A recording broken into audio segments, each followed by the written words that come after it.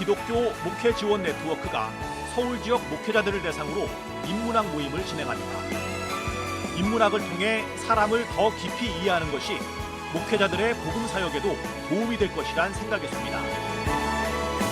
강사로 참여하는 연세대 양혁순 교수를 만나 목회자 인문학 모임에 대해 들어봅니다. 교수님 안녕하세요. 안녕하세요. 한국 기독교 목회자 지원 네트워크가 서울 목회자들 대상으로 인문학 모임을 진행합니다.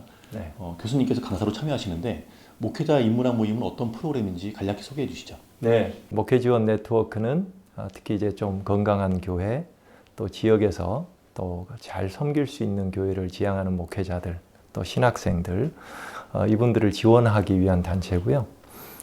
목사님들하고 또 신학자들, 그리고 이제 일부 사회과학자가 참여해서 운영하는 그런 단체거든요. 인문학이라고 하는 게 결국은 인간의 삶의 문의라고 하잖아요.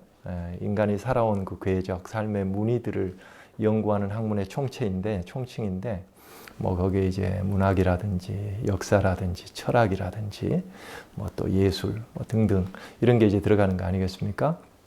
그렇게 보면 특히 이제 교회가 목회자나 교회가 복음의 대상으로 하는 분들, 그분들의 삶의 문의 어떻게 살아왔는지, 또 앞으로 어떤 조건에서 살아갈지 하는 것을 이해하면 이해할수록 더 복음으로 잘 섬길 수 있기 때문에 이제 그런 측면에서 지원을 하는 그런 프로그램이다. 네, 이렇게 이해하시면 되겠습니다.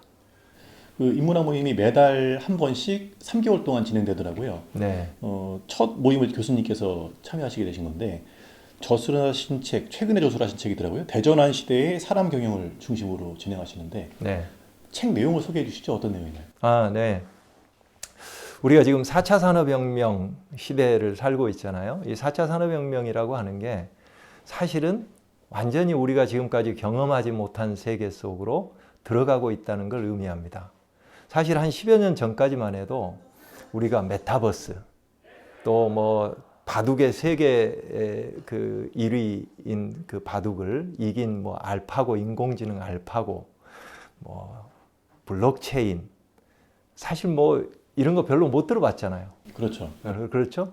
근데 이미 지금 우리는 거기에 적응해 들어가고 있단 말이죠. 이전에 경험해보지 않는 세계로 들어가고 있는 거죠. 그래서 기업들의 입장에서 보면 지금까지 산업화 시대에 20세기에 적용해 왔던 기업 경영의 방식들, 이 기업 경영 방식들이 사실은 새로운 4차 산업혁명 시대에 계속해서 유효할 것인가 하는 부분에 대해서 고민도 많이 하고 있고, 또 그게 제대로 먹혀들지 않는다는 현실을 지금 많이 목도하고 있어요. 그래서 이번에 이제 제가 낸 책에서는 그렇다면 왜 과거에 해왔던 경영 방식이, 사람 경영 방식이 더 이상 효과가 없는지 분석하고 앞으로 4차 산업혁명 시대에 좀 더 제대로 된 사람 경영의 길이 무엇일까, 이걸 이제 제시하는 데 초점을 맞춘 그러한 책이다. 그래서 요약하면 4차 산업혁명 시대는 정말 창의성과 혁신이 중요하거든요. 그래서 사람 경영도 조직 구성원들을 감독이나 통제 대상으로 보지 않고 구성원들 안에 있는 잠재적인 창의성, 이걸 잘 발현할 수 있도록 어떻게 하면 뒷받침하고 또 그분들이 협력해서 그러한 창의성을 잘 이 기업에서 발휘할 수 있을까, 그걸 뒷받침해 줄 수 있는 사람 경영의 길을 좀 정리해 본 책이다. 네, 이렇게 이해하시면 되겠습니다. 4차 산업혁명 그리고 그거에 대응하는 기업의 경영 전략 뭐 이런 내용 되게 많은 매체에서 접하긴 하는데 네. 이번에 인문학 모임에 참여하시는 분들은 목사님들이란 말이에요. 네. 목회자를 대상으로 하는데 발제하시고 토론도 하실 거 아닙니까? 네. 목사님들에게 어떤 내용을 일깨워주고자 하시는가요? 네. 아마 크게 보면 한 두 가지 시사점이 있을 것 같아요. 네. 첫 번째는 지금 세상이 이렇게 급변하잖아요. 이러한 급변하는, 이거 우리는 이제 불연속적 대변혁기다 이렇게 얘기하거든요. 불연속적이라 하는 얘기는 과거의 삶의 양식, 이게 이제 단절이 일어난다는 얘기예요. 그래서 새로운 삶의 방식을 요구하고 있다, 이런 얘기거든요. 이거는 기업이 최전면에서 경험하고 있지만 그러나 우리 모든 사회 구성원들이 사실은 이런 새로운 삶의 지각판 위에서 앞으로 살아가야 되고 그 다음에 교회가 복음으로 섬겨야 할 대상자들이 결국 우리 사회 구성원들 아니겠어요? 그런 측면에서는 목회자들도 사회가 어떻게 변해가고 있는지 하는 내용에 대해서 좀 알 필요가 있고요.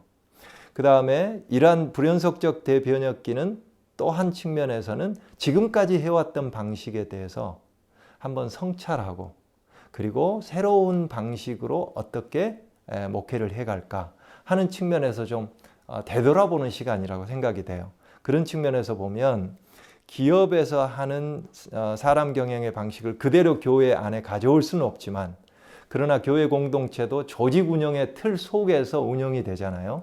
그랬을 때에 앞으로 바람직한 그러한 교회 조직 운영의 방식 면에서 어떤 방식으로 가야 될지 좀 통찰력을 우리 목사님들이 얻을 수 있지 않을까 그런 생각이 들어서요. 정답을 제시하는 건 아니지만 고민해보자라는 취지인 거죠. 그렇죠. 네, 예. 네, 그렇죠. 교수님께서는 이제 경영 관련된 책도 쓰시지만 이전에 교회와 관련된 책도 쓰셨어요. 네. 책 제목이 건강한 교회 이렇게 세운다. 그리고 무엇이 교회를 건강하게 하는가. 네. 이 두 권의 책을 쓰셨는데 두 권의 책 모두가 건강한 교회를 주제로 하고 있네요. 네. 교회 현실에 대한 고민이 있으셨기 때문에 이런 책들을 쓰시지 않았을까 생각이 되어지는데 네. 오늘의 한국 교회에 대해서 어떻게 보시나요? 건강한가요? 어떤가요? 그 딱 뭐 한마디로 제가 규정할 수는 없고요. 교회마다 이제 그 건강성이라고 하는 측면에서 보면 스펙트럼이 넓게 있겠죠. 네. 근데 이제 그 좀 더 이렇게 단순화해서 한국 교회를 전체로 봤을 때 지금 우리 한국 교회는 얼마나 건강한가 하는 측면에서 본다면 마태복음 7장에 그런 말씀이 있어요. 네. 좋은 나무는 좋은 열매를 맺고 썩은 나무는 좋은 열매를 맺을 수가 없다. 그래서 너희는 열매를 보고 그 나무를 알 수 있다. 이런 말씀을 하잖아요.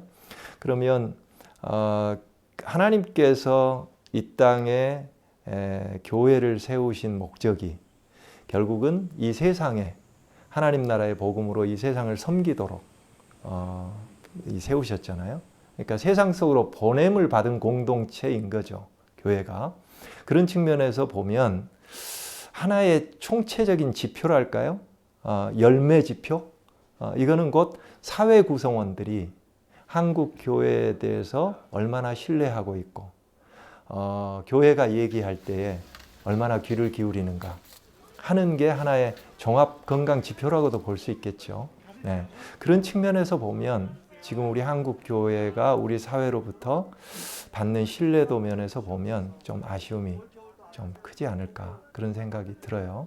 그래서 한편으로는 일부 교회는 뭐 양적으로 성장도 하고 뭐 해서 건강하다고 할 수 있지 않느냐 이렇게도 얘기할 수 있지만 그러나 교회가 사회로부터 분리해서 자체 교회의 성을 쌓고 그 성 내에서 양적으로 성장해 가고 하는 것은 교회의 존재론적 사명을 감안하면 그 자체가 꼭 건강하다고 볼 수는 없을 것 같아요. 그래서 교회의 담을 허물고 시선을 교회 안으로만 향하지 않고 교회 밖을 향해서 그래서 교회 사회에서 정말 사회가 필요로 하는 것들에 대해서 리더십을 발휘할 수 있는 또 복음으로 제대로 섬길 수 있는 그러한 교회로 더 나가야 되지 않을까 그런 생각을 합니다. 교회가 건강성을 회복하려면 아무래도 목회자의 영향이 가장 좀 크고 중요할 것 같습니다. 네. 한국 교회 목회자들이 건강한 교회를 세워나가기 위해서 지금 노력해야 될 점은 뭐라고 생각하세요? 한국 교회가 특별히 회복해야 될 부분이 사회와 소통하고 교감하고 그 속에서 사회에서 정말 필요로 한 것들에 대한 어떤 복음의 답을 제시할 수 있어서 선한 영향력을 미쳐야 된단 말이죠.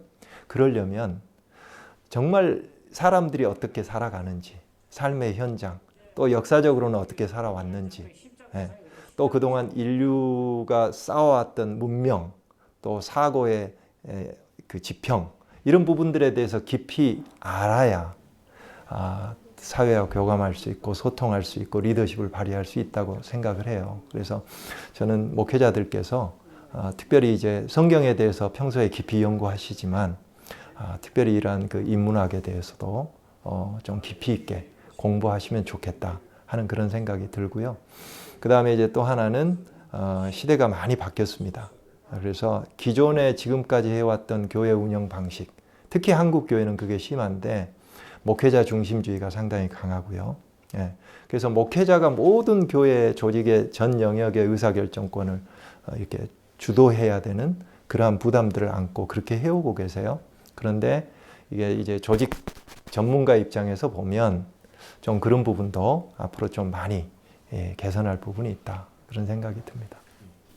이번 인문학 모임에서도 아마 그런 내용들이 공유가 되지 않을까 싶고 참여하셨던 분들을 통해서 또 이제 외부로 확산이 되지 않을까 싶은데 끝으로 이번 인문학 모임을 통해서 한국 교계에 어떤 메시지를 주고 싶으신지 한 말씀 해주시죠. 네, 그래서 앞에서 말씀드린 것과 이제 같은 맥락이라고 생각이 들어요. 그래서 사실은 목회자들께서 세상을 좀 더 깊이 있게 알면 알수록 더 잘 섬길 수 있다. 예, 그래서 자꾸 뭔가 이렇게 인문학이라든지 뭐 이거 공부한다 하면 자꾸 뭔가 어떤 인본주의 내지는 뭔가 이렇게 좀 거기에 그 공부하는 거에 대해서 꺼리는 그런 분들이 계시는 것 같은데 사실은 그럴 사항이 아니고 깊이 이해하고 그걸 복음을 그 속에서 재해석할 수 있는 데까지 나아가야 우리가 섬겨야 될 세상을 복음으로 제대로 섬길 수 있기 때문에 그런 측면에서 목회자들께서 특히 이러한 데 관심을 좀 깊이 기울여 주셨으면 좋겠다 하는 생각이 들고요. 그렇게 공부하시고자 하는 의지가 있는 목회자들께서는 그분들과 함께 동행하고자 하는 기관이나 또 뭐 학자라든지 많이 있어요. 그러니까 그런 데 대해서 좀 적극적으로 노크하시고 같이 참여하시면서 우리 사회에서 그런 선한 영향력을 회복해 가시면 좋겠다 이런 생각입니다. 인문학을 공부하는 것이 세상을 공부하는 것이 결국엔 복음을 전하는데도 유용하게 그렇죠. 필요한 일이다. 그럼요. 예, 네. 아주 중요하게 새겨드려야 될 것 같네요. 교수님 오늘 말씀 감사합니다. 감사합니다.